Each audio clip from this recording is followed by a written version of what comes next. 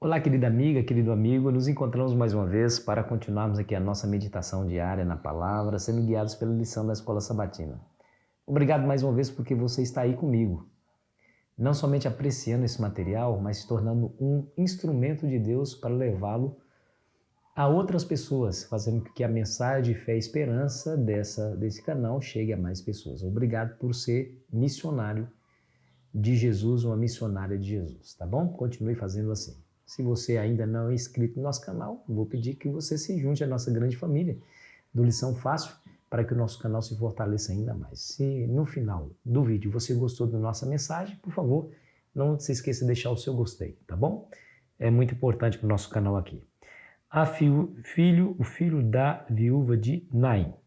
Bom, eu quero dizer para você que Jesus era incapaz de passar perto de alguém que está sofrendo sem se compadecer e fazer alguma coisa para minorar ou acabar de vez com o sofrimento. A Bíblia dá testemunho de Jesus assim, está lá em Atos capítulo 10, versículo 38. Jesus andou por toda parte, fazendo o bem e curando todos os oprimidos do diabo, porque Deus estava com ele. E por conta disso, a sua fama de benfeitor espalhou por todos os lados. Ele era de fato compassivo. Jesus tinha compaixão das pessoas. O sofrimento das pessoas tocava o coração de Jesus de maneira profunda. Ellen White vai dizer assim, escute, havia aldeias inteiras onde não existia mais nenhuma casa em que se ouvissem lamentos de enfermo, porque Jesus por elas havia passado e lhes tinha curado os doentes. Sua obra dava testemunho de sua unção divina. Amor, misericórdia e compaixão se patenteavam em cada ato de sua vida. Seu coração anelava com terna simpatia pelos filhos dos homens. Revestiu-se da natureza humana para poder realizar as necessidades humanas. Os mais pobres e humildes não receavam aproximar-se dele. Mesmo as criancinhas se sentiam atraídas a ele. Um dia, Jesus deparou-se com uma cena muito triste. Uma viúva, perceba bem a situação. Uma viúva tinha um único filho.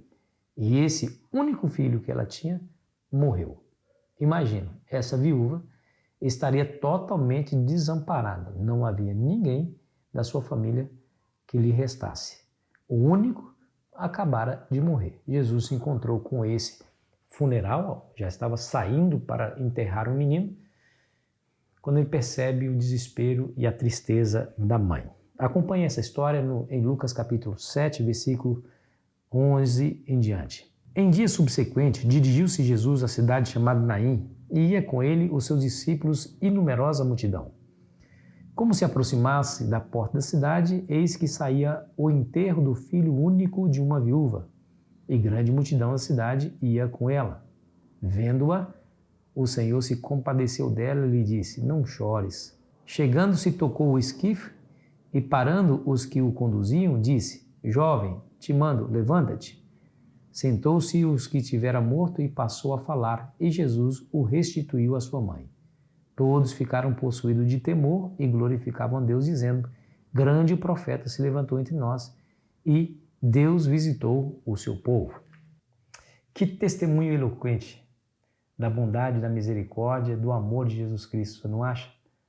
Jesus viu uma viúva que havia acabado de perder o seu único filho num sofrimento atroz. Seu coração se moveu de compaixão por aquela mulher e ele disse, olha que palavras bonitas, não chores, não chores.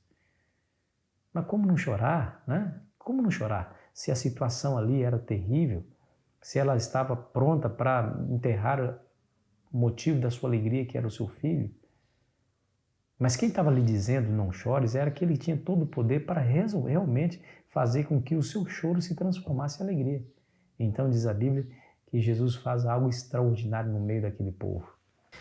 Toca o esquife para o cortejo fúnebre e é o Deus Criador que fez o mundo pelo seu poder, disse aquele menino que estava morto. Menino, eu te ordeno, levanta-te. E aquele menino foi totalmente incapaz de desobedecer a ordem do seu Criador. Levantou, começou a falar e Jesus devolveu aquele menino para aquela viúva. Agora aquela viúva troca o seu choro pela alegria, a sua dor pelo alívio de ter novamente a companhia do seu amado filho.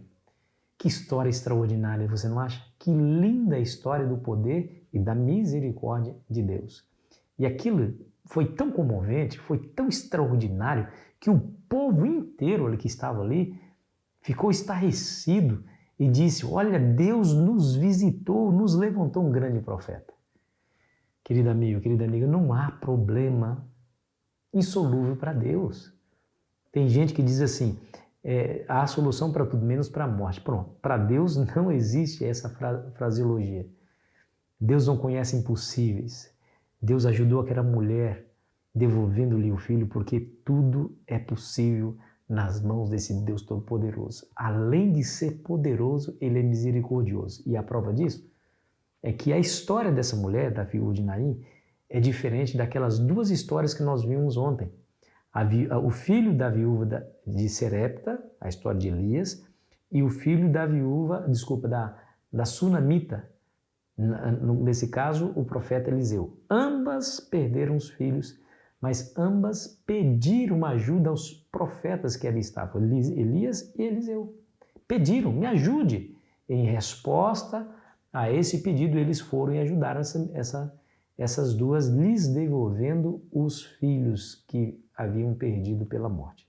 No caso dessa mulher aqui, ela não pediu nada para Jesus. Jesus simplesmente se encontrou com aquele cortejo, viu o coração despedaçado daquela mulher e sem que ela lhe pedisse alguma coisa ou exercesse qualquer fé, o Senhor Jesus devolveu nas mãos daquela mulher o seu filho que ela havia perdido.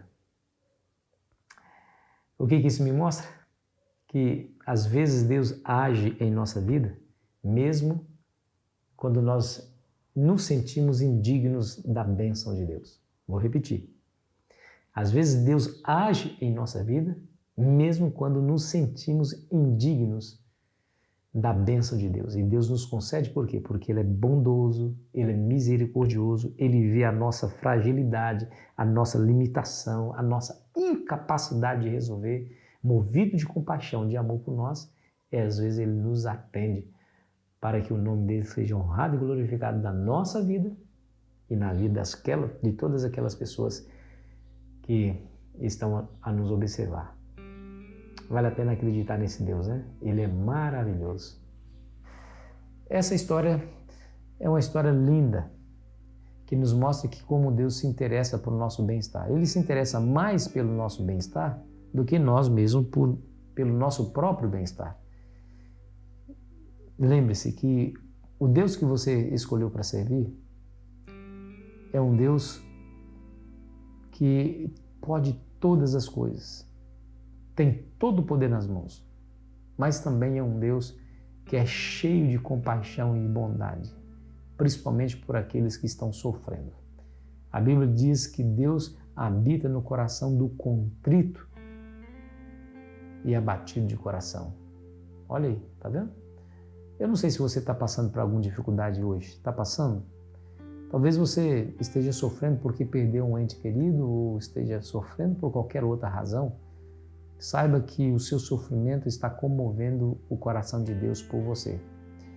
Se você permanecer firme na esperança e buscar a Jesus, eu te garanto que o seu sofrimento não passará de um momento, não durará para sempre. Vai ter o seu fim e você vai se alegrar novamente. Que essa palavra lhe conforte caso você esteja passando por situações difíceis. E que essa palavra lhe dê ânimo e lhe dê razão para continuar a jornada olhando fixamente para o nosso Criador. Vamos orar? Querido Pai, obrigado, Senhor, por mais uma vez nos dar a certeza de que está ao nosso lado. Te agradecemos por sua bondade, por sua misericórdia. Por isso nós declaramos que nós o servimos voluntariamente, porque Tu és digno de receber honra, glória e louvor e adoração. Em nome de Jesus. Amém. Foi muito bom estar com você, querido amigo, querida amiga. Amanhã continuaremos aqui a nossa jornada e eu fico aqui esperando você ansiosamente. Aproveite bem o seu dia.